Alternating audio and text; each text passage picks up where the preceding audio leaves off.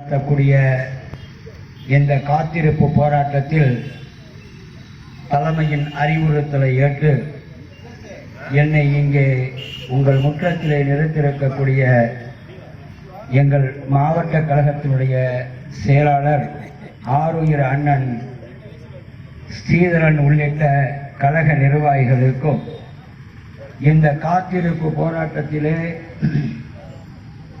தலைமையேற்று நடத்தி கொண்டிருக்கக்கூடிய தமிழ்நாடு விவசாயிகள் சங்கத்தினுடைய தலைவர் தோழர் VS அவர்களுக்கும்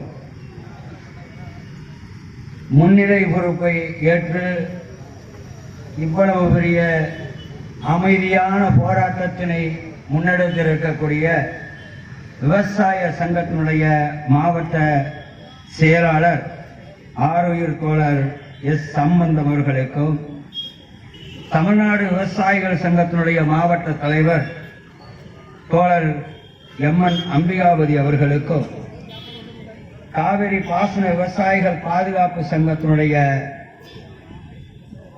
தலைவர் ஆருயிர் சகோதரர் மு சேரன் அவர்களுக்கும் காவிரி விவசாயிகள் பாதுகாப்பு சங்கத்தினுடைய தலைவர் மரியாதைக்குரிய AV துரைராஜ் அவர்களுக்கும்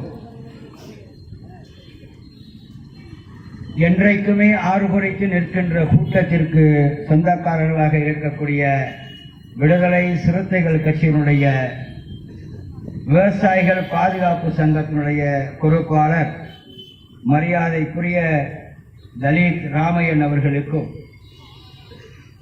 இங்கே எனக்கு முன்னாலே உரையாற்றி சென்றிருக்கக்கூடிய கீழ்வேலூர் சட்டமன்ற உறுப்பினரும் திராவிட முன்னேற்ற கழகத்தினுடைய முன்னோடி தலைவர்களில் ஒருவருமான ஆருயிர் அண்ணன் மதிவாணன் உள்ளிட்ட இந்த நிகழ்விலே கலந்து கொண்டிருக்கக்கூடிய விவசாயிகள் விவசாய தொழிலாளர்கள் தோழமை கட்சியினுடைய பொறுப்பாளர்கள் உங்கள் அத்தனை பேருக்கும் சுட்டரிக்கும் வயலிலே ஒரு சூடான வணக்கத்தினை நான் தெரிவித்துக் கொள்கின்றேன்.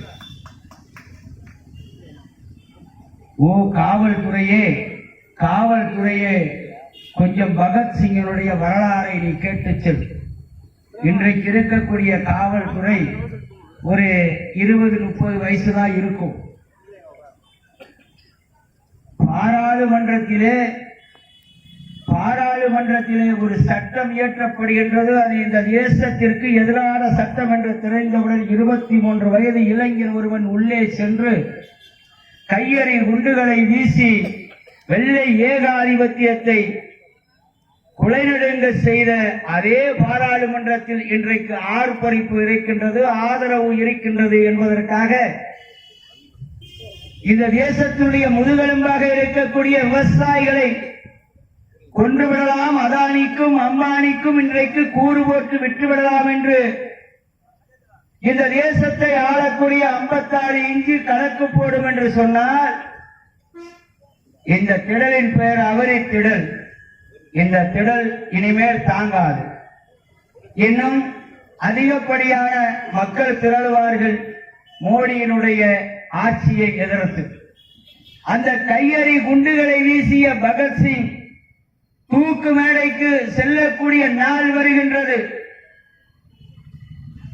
காவலர் உள்ளே சென்று பகத்சிங் அவர்களே, உனக்கு தூக்கு மேடையினுடைய நேரம் நெருங்கிக் கொண்டிருக்கிறது, வெளியே வா என்று சொல்லுகின்ற பொழுது, நிறுத்து, நான் லெனினோடு பேசிக் கொண்டிருக்கின்றேன் என்று சொன்ன உத்தம வீரனுடைய வாரிசுகள் இன்றைக்கு இங்கே கூடியிருக்கின்றார்கள்.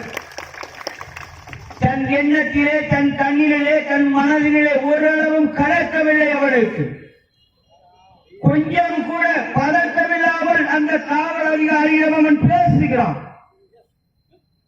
அவன் பேசுகின்ற பொழுது சொல்கிறான், நான் லெனினிடம் பேசிக் கொண்டிருக்கின்றேன்.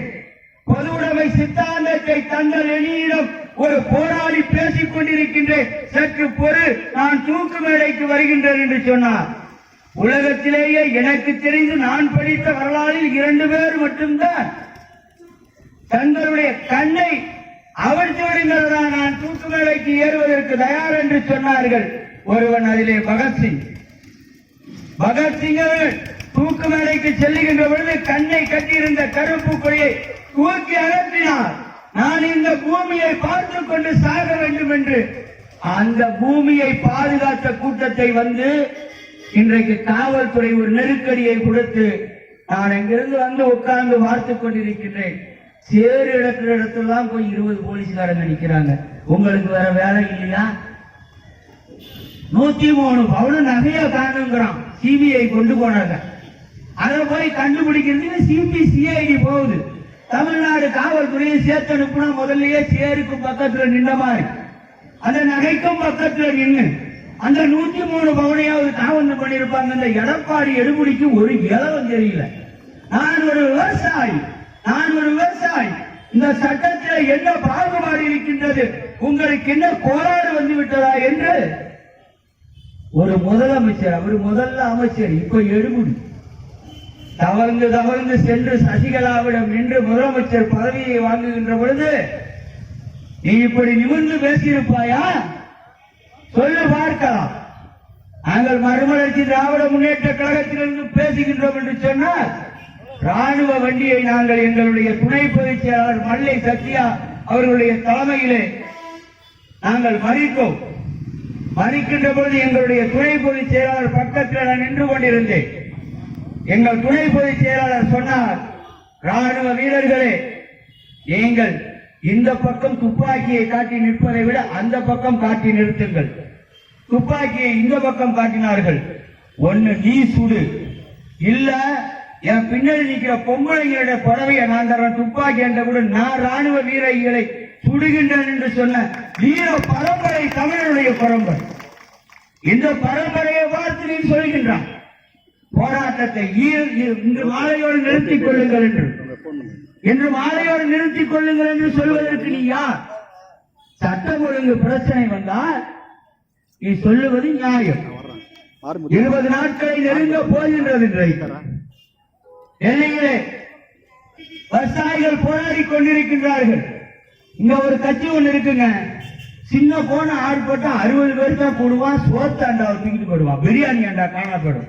அந்த மாதிரி பிரியாணி அண்டா தூக்குற கூட்டமாடா இது. அந்த மாதிரி பிரியாணி அண்டாவை தூக்கிட்டு போன சரித்திரம் இருக்கா இந்த கூட்டத்துக்கு? 60 பேர் தான் கூடியிருக்கும். ஆனா மறைக்காம வச்சிருந்த பிரியாணி கூட்டான தூக்கிட்டு விட்டாங்க. அந்த மாதிரி கட்சிலாம் இருக்குது. இந்த காவல்துறை உங்களை மதிப்பவர்களை நீங்கள் திரும்ப மதிக்க கற்றுக்கொள்ளுங்கள். உங்களை பார்த்து ஒருவன் சொல்லுகின்றார், உங்களுக்கு ஈரல் அறிவிவிட்டது என்று. அவனை ஒண்ணும் பண்ண முடியலையே. தோழர் போய் பேசுறார், நாங்க பாட்டுல அமைதியா உட்கார்ந்து இருக்கோம். வேணா வரி கட்டிக்கிறோம், நீ எங்களுக்கு அனுமதி கொடு. சேர்ல உட்கார கூடாது. நேற்று கூட பந்தலைய பிரிச்சிருக்கிறாங்க. உங்களுக்கு யார் அதிகாரம் கொடுத்தது? எதற்காக நீங்கள் இப்படி செய்கின்றீர்கள்? உங்களுடைய எஜமான் மோடி இந்த சட்டத்தை போட்டு விட்டார் என்று சொன்னால் நீங்கள் வேண்டுமானால் அண்ணா திராவிட முன்னேற்ற கழகத்தினுடைய தோழர்கள் வைத்திருக்க விவசாய நிலங்களை அம்பானிக்கும் அதானிக்கும் தாரை வார்த்து கொடுத்து விட்டு போங்கள். அதற்கு எங்களுக்கு எந்த மாறுபட்ட கருத்தும் கிடையாது. ஆனால் இன்னைக்கு 1 ஏக்கர் வைத்திருக்கிறவன், 1 காணி வைத்திருக்கின்றவன், இவனுடைய விவசாய நிலங்களை நீ புடுங்குவதற்கு தயாராக இருக்கின்றாய் என்று சொன்னால் ஒரு சின்ன விஷயம் தாங்க. ஜிஎஸ்டி வரும்போது என்ன சொன்னாங்க? விலைதான் குறையும். குறைஞ்சுதா? ஜிஎஸ்டி வரும்போது விலைதான் குறைஞ்சுதா? அதுக்கப்புறம் 2000 ரூபாய் 500 ரூபாய் தர 1000 ரூபாய் தர 500 ரூபாய் தர டிமாண்டேஷன் பணம் மதிப்பிழப்பு செய்கின்ற பொழுது கருப்பு பணத்தை பிடிச்சானா?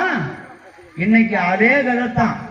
விவசாயிகளுக்கு நன்மை செய்யறேன்னு சொன்னா சோமாலியாவிற்கு கீழே இந்த தேசம் வந்துவிடும். நாங்கள் எங்கள் மூதாதையர் போராடி பெற்ற செங்கொடி பிடித்து போராடி பெற்ற இந்த சுதந்திரம் ஒரு காலமும் மோடியினுடைய கையிலோ பாசிச சக்திகளுடைய கையிலோ இருப்பதற்கு இந்த செங்கொடை தோழர்கள் போராடுகின்ற போராட்டத்திற்கு மறுமலர்ச்சி திராவிட முன்னேற்ற கழகம் தொடர்ச்சியாக அணிவகுத்து உங்களோடு நிற்போம் என்பதை தலைமை கழக பேச்சாளர் என்கின்ற முறையிலே நான் ஆணித்தனமாக கூறிக்கொண்டு நல்ல வாய்ப்புக்கு நன்றி கூறி விடைபெறுகின்றேன். வணக்கம்.